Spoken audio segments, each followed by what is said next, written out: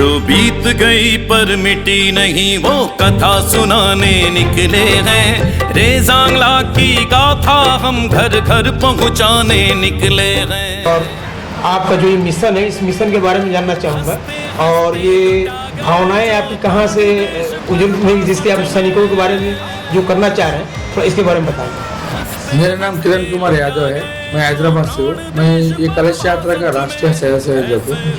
ये यात्रा तो हमारा अखिल भारतवर्षीय यादव महासभा के जो शताब्दी वर्ष मना रहे हम लोग, उसी के दौरान हमारा इतिहास पूरा भारत देश को बताने के लिए ये यात्रा स्टार्ट करें। ये यात्रा तो आपको 13 अप्रैल चपरा बिहार से स्टार्ट हुआ। अभी 425 जिलों के ऊपर ये यात्रा भ्रमण होके अभी हम लोग प्रयागराज में 220 दिन का यात्रा है ये। उसमें 179 डेज कंप्लीट हो गया, 180 डे चल रहा है। इसका मुख्य उद्देश्य तो हमारा पूरा भारत देश को अपना जो रेजांगला में जो शहीद कुर्बानी दे के 114 लोगों ने कुर्बानी दे के देश को कैसे बचाया वो बता लेते हुए हम लोग आगे बढ़ रहे हैं इसको। और राष्ट्रीय स्तर पे हमारे को ये नेतृत्व दिया गया है कि ऑल ओवर इंडिया में इसका इतिहास हर एक जिले में पहुंचा के 18 नवंबर के दिन जंतर मंतर में पूरा को आह्वान करने के लिए जो हमारा प्रथम चरण का समापन होगा ना, वहाँ 18 नवंबर जंतर मंतर पे एक बड़ा आयोजन करके इसका पहले चरण का समापन करने के लिए हम लोग यात्रा कर रहे हैं। सर थोड़ा आप 2 शब्द बोलेंगे। ये यात्रा आपने बताया कि शताब्दी सभा और 100 वर्ष हो चुके हमारे महासभा को, उसी का एक पार्ट है यात्रा। हमारे गौरवशाली जो इतिहास है समाज का, उसको जन जन तक पहुंचाने के लिए यात्रा। सर पदेंद्र जी थोड़ा आप 2 शब्द बोलेंगे इस यात्रा के बारे में। हमारे जैसे किरण जी ने बताया, ये 1962 की चाइना से युद्ध हुआ था। उस युद्ध में जो रेजांगला जगह है वहाँ पर एक बटालियन के युद्ध हुआ था उनके साथ। उसके साथ 5000 सैनिक थे चाइना के, ये सिर्फ 120 लोग थे। इन 120 लोगों से कहा गया था कि भाई आपके पास हथियार नहीं है, कपड़े नहीं है, -30-40 डिग्री टेम्परेचर है, रात का समय है। युद्ध का तो पता लग गया था आज ही युद्ध होने वाला है, क्योंकि दिखने लगे थे पहाड़ी के ऊपर सैनिक चाइना के। इन्होंने कहा दिया कि हम दादा किशन के पंसर हैं, हम यादव हैं, हम पीछे नहीं हटेंगे। हम जब तक जिंदे हैं, जब तक इन्हें लड़ेंगे, इनसे मारेंगे, इस पोस्ट को खाली नहीं करेंगे। मेजर शैतान सिंह भी इसके लीड कर रहे थे। उन्होंने कहा कि भाई सोच लो, समझ लो, डिस्कस कर लो, जो सबका निर्णय वो हम लोग करेंगे। क्योंकि एक अभी रामचंद्र जी अभी जीवित हैं, उन्होंने ये सारी कहानी की आंखों देखी, क्या वो लड़े भी वहां बताई, वही जीवित है अकेले इस समय युद्ध के लिए। तो ये लड़ते रहे, लास्ट में लड़ते लड़ते जब ये बहुत कम हो गई, इनकी सारी गोलियां खत्म हो गई, अमीशन खत्म हो गया, तो इन्होंने अपनी राइफलों की बट से, राइफलों के जो आगे वो चाकू सा रहता उससे मारना शुरू कर दिया। यहाँ तक उसमें घटनाएं बाद में देखी गई कि उन्होंने उठा के चाइनीज को सिर को पटक के पत्थरों से मारा। 1348 लोग मारे इन लोग, और ये लोग सिर्फ 6 लोग बचे। 6 में कुछ लोग चाइना में पकड़ के ले गई थी उन्हें, लेकिन वो बाद में चुपचाप भाग गए।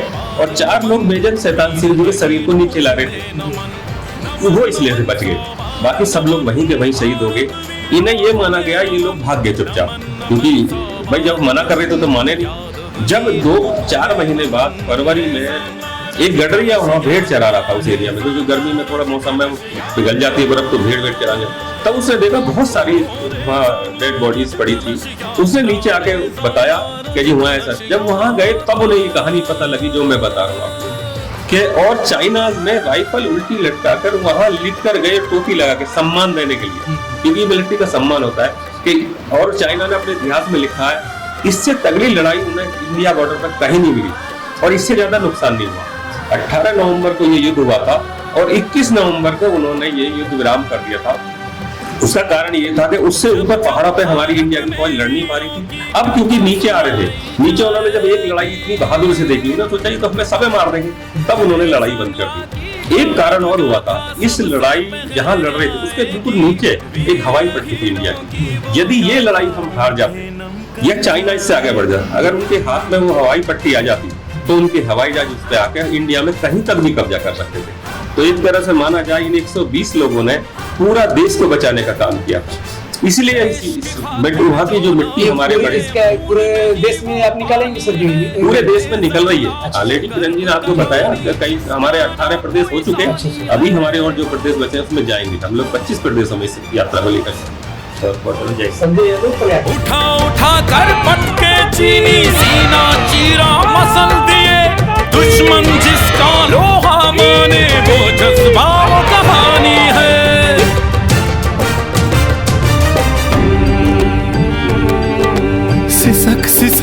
रोया पर्वत आंख सूर्य की लाल हुई, देख पराक्रम बेटों का वो भारत माँ निहाल हुई।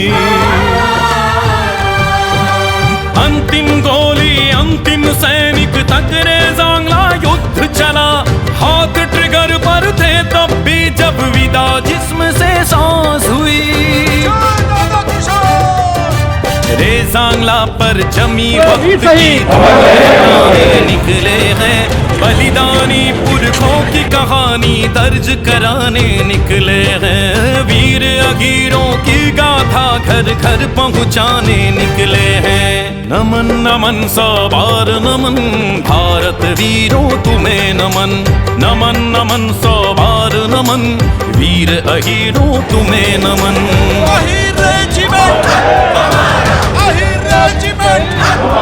जो बीत गई पर मिटी नहीं वो कथा सुनाने निकले हैं। रेज़ांगला की गाथा हम घर घर पहुंचाने निकले हैं। वीर अहीरों की गाथा घर घर पहुंचाने निकले हैं।